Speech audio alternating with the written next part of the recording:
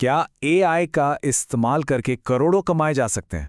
आज हम इसी सवाल का जवाब ढूंढने वाले हैं।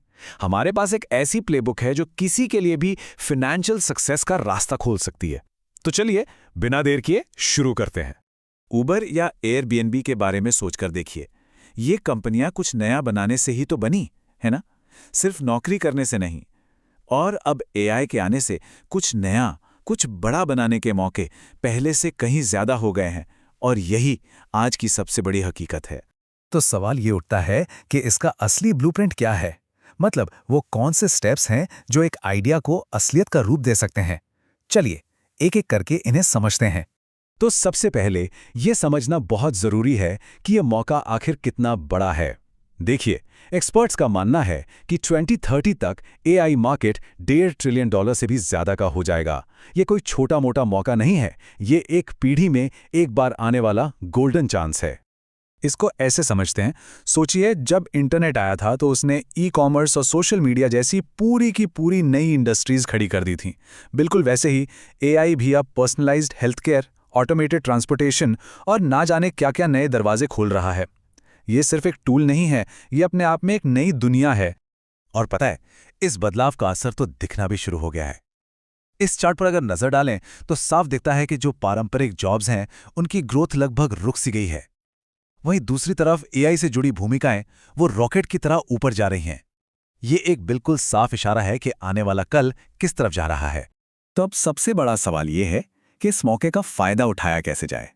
खैर, अच्छी खबर यह है कि इसके लिए एक बहुत ही सीधा साधा सिंपल सा फ्रेमवर्क मौजूद है।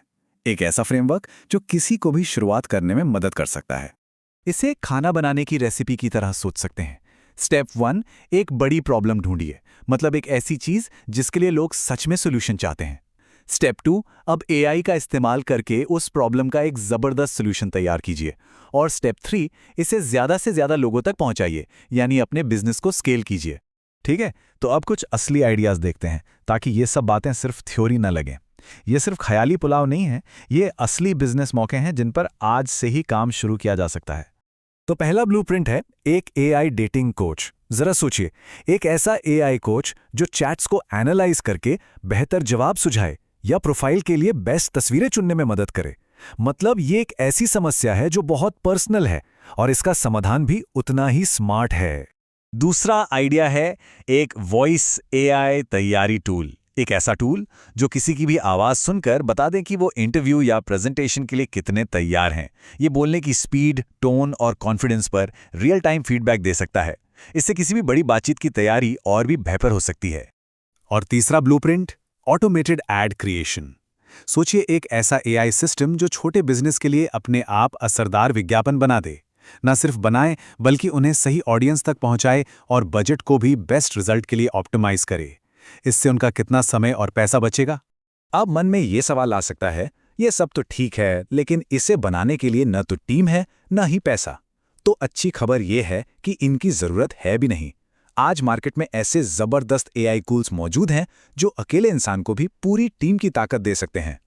स्क्रीन पर 2 बेहतरीन उदाहरण दिख रहे हैं। पहला है क्लॉड। ये एक एआई असिस्टेंट है जो गहरी सोच और एनालिसिस में मदद करता है।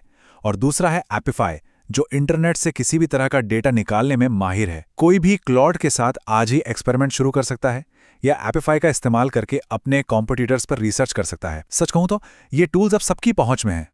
देखिए, हम एक ऐसे दौर में जी रहे हैं जहां अगर एक अच्छा आइडिया हो और सही टूल्स हाथ में हो तो कुछ भी बनाना मुमकिन है। तो अब सवाल ये नहीं है कि क्या ये किया जा सकता है, सवाल ये है कि बनाया क्या जाएगा। तो इस पूरी प्लेबुक की 4 सबसे जरूरी बातें क्या हैं? पहली, मौका बहुत बड़ा है। दूसरी, शुरुआत करना काफी आसान है। तीसरी, पावरफुल टूल्स अब सबकी पहुंच में हैं। और चौथी, कुछ बनाने का सही समय वो अभी है। ये सिर्फ एक प्लेबुक नहीं बल्कि भविष्य का हिस्सा बनने का एक खुला न्योता है। और आखिर में बस यही एक सवाल सबके लिए है, एक खुला सवाल जो हर किसी को अपनी काबिलियत के बारे में सोचने और इस प्लेबुक को अपने आइडियाज पर लागू करने के लिए मजबूर करे। भविष्य इंतजार कर रहा है किसी के कुछ नया बनाने का।